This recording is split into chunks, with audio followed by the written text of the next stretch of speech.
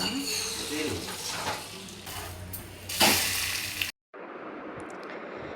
అండి, అందరూ ఎలా ఉన్నారు? నేనైతే బాగున్నానండి. మీరు కూడా బాగుండాలని మనస్ఫూర్తిగా కోరుకుంటున్నాను.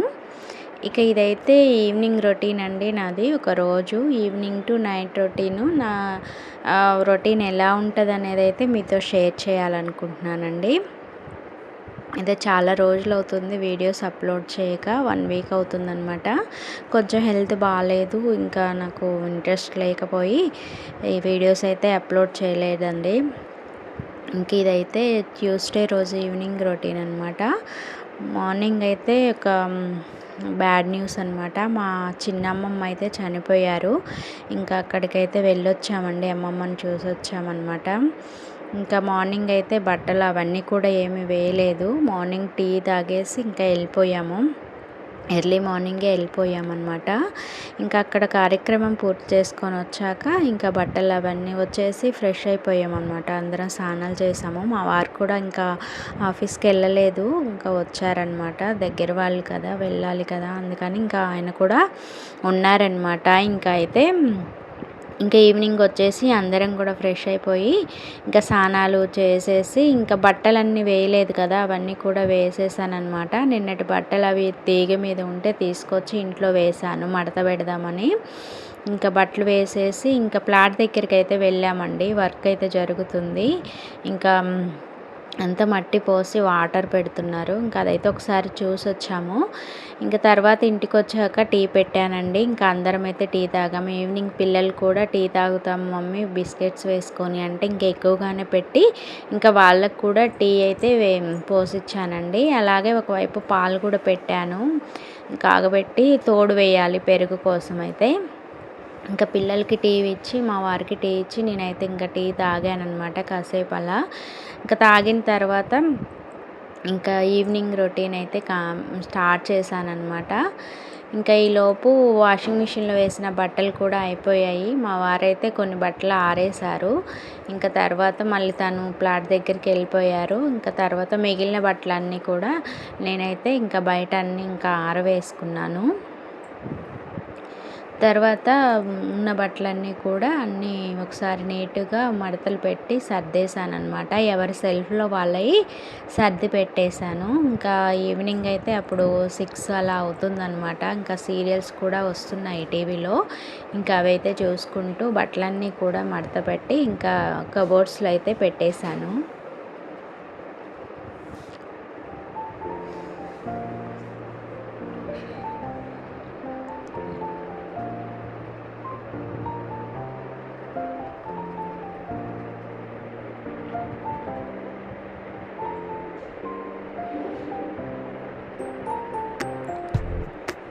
పెట్టేసిన తర్వాత ఇంకా పిల్లల కోసం అయితే ఇంకా రైస్ కడిగి పెట్టాను. మా కోసం అయితే కొర్రలు నానబెట్టి పెట్టుకున్నాను అనమాట. అవైతే నానిపోయాయి. ఇంకా వాళ్ళకైతే రైస్ పొయ్యి మీద పెట్టాను.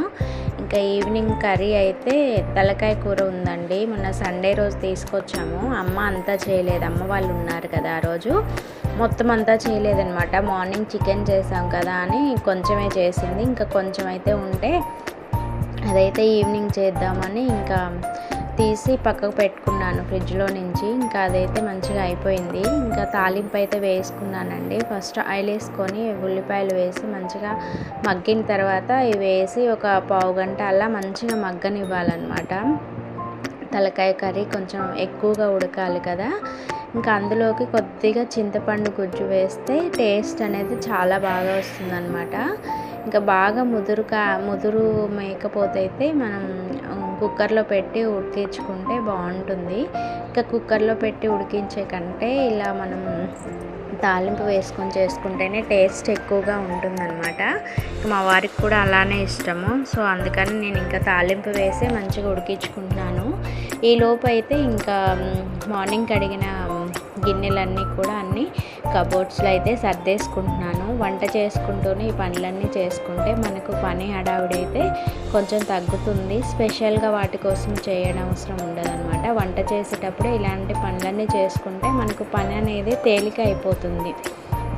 అలా నేను ఇంకా గిన్నెలన్నీ కూడా ఎక్కడ ప్లేస్లో అవి సర్దేసి పెట్టుకున్నాను. ఇంకా నిన్నైతే గోరింటాకు చెల్లి తీసుకొచ్చింది, అది కూడా పట్టేద్దామని మిక్సీలో వేస్తున్నాను అనమాట. కానీ ఇది కొంచెం జారైపోయిందండి, పెట్టుకోవడానికి కూడా వీలు కాలేదు, ఇంకా తలకు పెట్టుకోవడమే అవుతుంది. ఇంకా మా పాప అయితే మంచిగా పెట్టుకోవడం రాలేదని ఇంకా అలిగిందనమాట. ఎప్పుడు ఇలానే చేస్తావు, నీ జుట్టు కోసమే చేసుకున్నట్లుంది అన్నట్లుగా మాట్లాడింది. ఇంకా తర్వాత కర్రీ అయితే మంచిగా మగ్గిందనమాట ఆయిల్లో. తర్వాత కొద్దిగా చింతకు పులుసు వేసి, వాటర్ వేసి, పులుసు మన గ్రేవీకి ఎంత కావాలో అంత మళ్ళీ ఉడకాలి కదా కర్రీ, మంచిగా బోన్స్ అన్నిటికీ మంచిగా పట్టాలి కదా, కొంచెం వాటర్ వేసుకొని మంచిగా ఉడకనివ్వాలన్నమాట.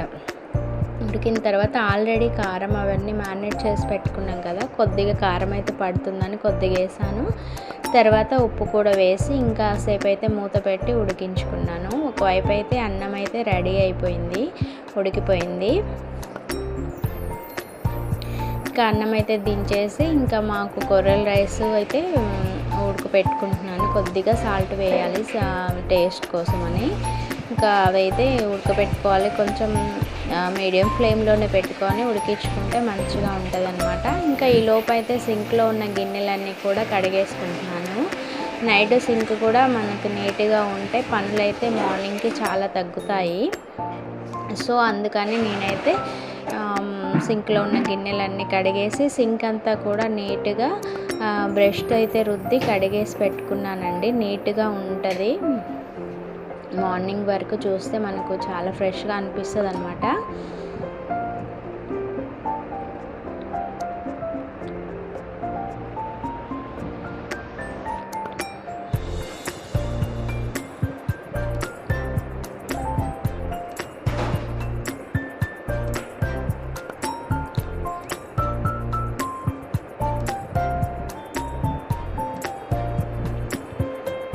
బ్రష్తో రుద్దేసి వాటర్తో అయితే మంచిగా నీట్గా కడిగేసుకుంటున్నానండి. చాలా ఫ్రెష్గా ఉంది.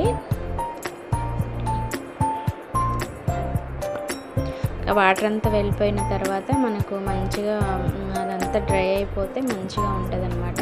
ఇటువైపు అయితే రైస్ కూడా ఉడికిపోయింది. ఇంకా మా బాబు అయితే అది తలకాయ కూర తినడనమాట, హెడ్ కర్రీ.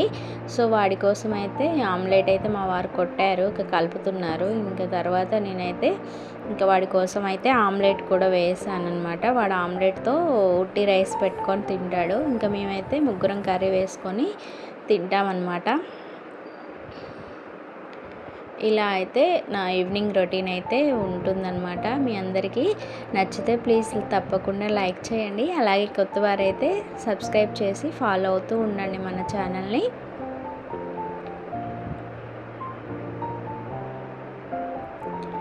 ఇక లాస్ట్లో మటన్ కర్రీ, అదే తలకాయ కర్రీ కూడా ఉడికిపోయింది. కొద్దిగా మసాలా వేసి అయితే కాసేపు అలా ఉంచి ఇంకా దించేసి ఇంకా నైట్ డిన్నర్ అయితే చేసేసామండి.